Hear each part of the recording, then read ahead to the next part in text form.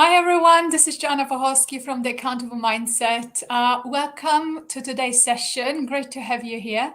Today, we're going to be talking about supercharging your business and very specifically how to look back at the current year. Yes, we're getting to the end of the year now, and how to use those reflections and those lessons from the current year to plan for next year and make next year even better in our business and in our personal life. So where to start? So first of all, it's great to not wait until the very last moment of the year to start planning. Sometimes people wait for the 31st of December and then they write a list of all the things they want to achieve in the next year. And this is an interesting option because, of course, these are very often wishes. However, if you want to really start attacking the next year from the 1st of January, then writing a list of wishes on the 31st of December is probably not going to be the best option because you might need to prepare resources, prepare information, prepare content, marketing materials, strategies, all sorts of things to actually be able to start the new year on the 1st of January. So my suggestion is start thinking about what you want to do next year now and avoid the stress and the hustle and feeling like you're already running late on the 1st of January. So planning ahead and thinking also what to do next year, in my opinion, should start with something that might seem counterintuitive at first. And that's with looking at the past year. So, of course, we're still in the ongoing year. So looking at the last 10 months and understanding really what went well and maybe what didn't go as well as we thought, hoped, or planned. And when I do this, I normally work with a template that's really simple. By now I really like simple things, simple solutions. And this template is called Start, Stop, Continue. And what it does is basically helps to structure the thinking in terms of what went well, what went less well. So start, stop, continue refers to what to start doing going forward, what to stop doing going forward, and what to continue because it's been working really well and it's worth continuing with it and doing more of it. So this is all going to really help to make the future plan stronger. And what I'm going to do is I'm actually going to add this template to the resources in the text above the video. So you can use the template as well if you think it can help you to plan for next year. So as I said, it's a really straightforward, simple template that can be really, really powerful in deciding what to start, stop, or continue doing next year.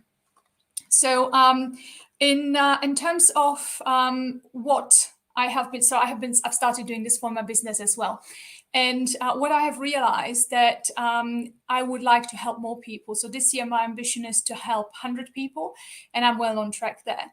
And next year, I want to help more people. And one of the options that I have identified is actually work with a larger organization.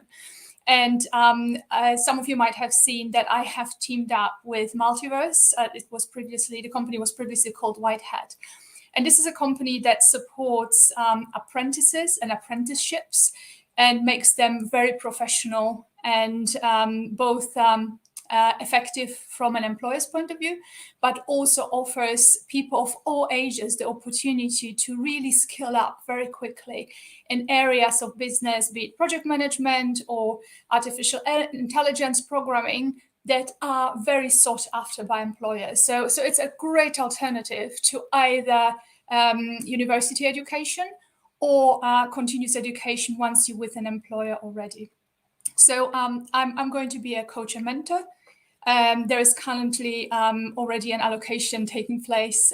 So I'm really proud to be able to support, starting with one apprentice, of course, support the organization going forward. So this is one of the ways which I have identified how I'm going to be doing something new, starting something new in terms of looking at achieving my ambition.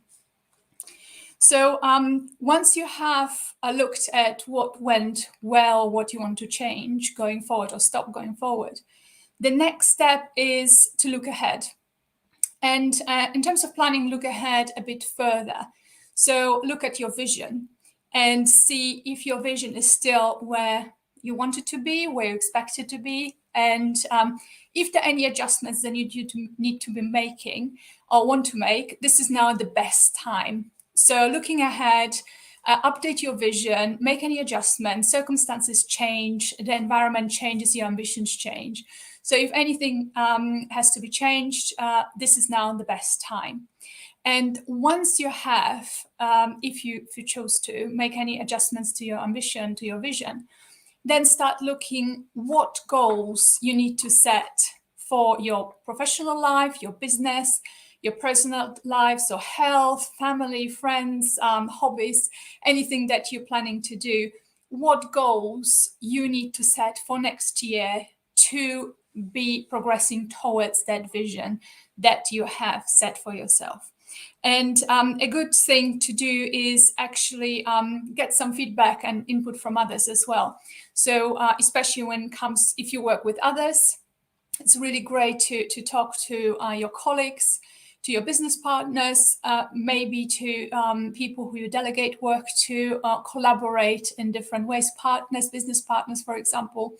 But when it comes to your personal life, have also a chat with your friends, with your family, because setting goals together is something that really helps to achieve them. So I talk a lot about how to get buy-in from your environment. I call it the ecosystem, to support you with your goals, with your ambitions, and taking people with you on the journey and creating those goals together is always more fun and always helps to achieve those goals as well.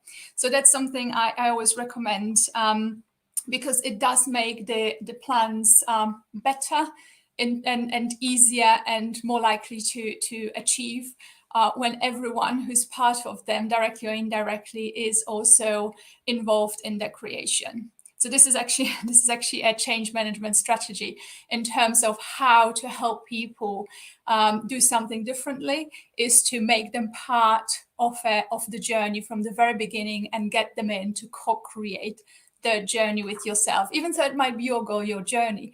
But if they are part of the journey directly or indirectly, it's going to really help to have them on board from the very moment that you actually create those goals for yourself.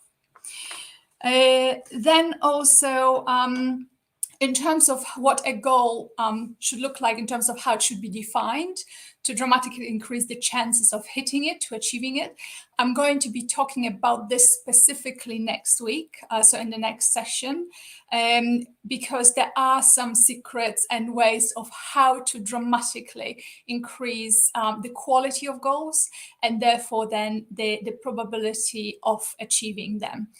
So more on this next week. So do join, please, and continue the planning process with me. What I would also suggest is when you look at planning, and this is particularly visioning, but also goal setting, it's always good to get out of the normal environment.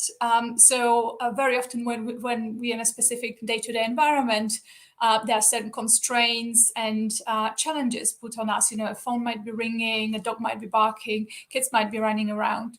So it's really helpful to actually change the environment if possible, because it tends to help with creative thinking, with inspiration, and with just getting a different perspective on everything. And when setting goals, it can be very, very helpful to really step out of the day-to-day constraints and the day-to-day environment and look at a challenge or a goal in a more creative way. So that's definitely something to consider as well when both doing visioning and also setting goals. What I would say is when people say, I'm not sure if I am going to achieve what I set out to do, maybe, I shouldn't be planning yet. Let's see what happens for the rest of the year. What I say is that there's something called a concept called freedom in a framework. And that means that you operate within a certain set of parameters. But what you do within that set of parameters is up to you. So you can change, you can adapt, you can modify what's within those parameters. So what I always suggest is, when you start planning now, think about it as a set of parameters. These are the things that you plan to do from the point of view where you're standing today. That's what you want to achieve, the goals you want to hit on the way to your bigger ambition, of course. Now, depending what happens in the next 2 months, there might be something unexpected, a black swan event that you can't control or influence, and then you might need to make an adjustment. But this is something that you do as a matter of fact to any plan. You have to give the plan the flexibility, the freedom within that planned framework where you can make adjustments and adapt what you're going to be doing to what's happening around you that you cannot fully foresee or predict. So there is absolutely nothing that should be stopping you from starting to plan now. And as I said, next week I'll be talking a bit more detail about how to set a solid goal that's very likely to be achieved. And in the meantime, I'm hoping that you're going to really throw yourselves into planning and going to enjoy the first step. And then next week, we're going to be talking about the more detailed recipe for success for goal setting. So I can't see any questions right now. So I hope that's all very clear and straightforward. And make sure that you have a look at the Start, Stop, Continue template. I'm going to put the link into the post. And happy visioning and happy planning. And thanks very much for watching. I see you next time. Bye-bye.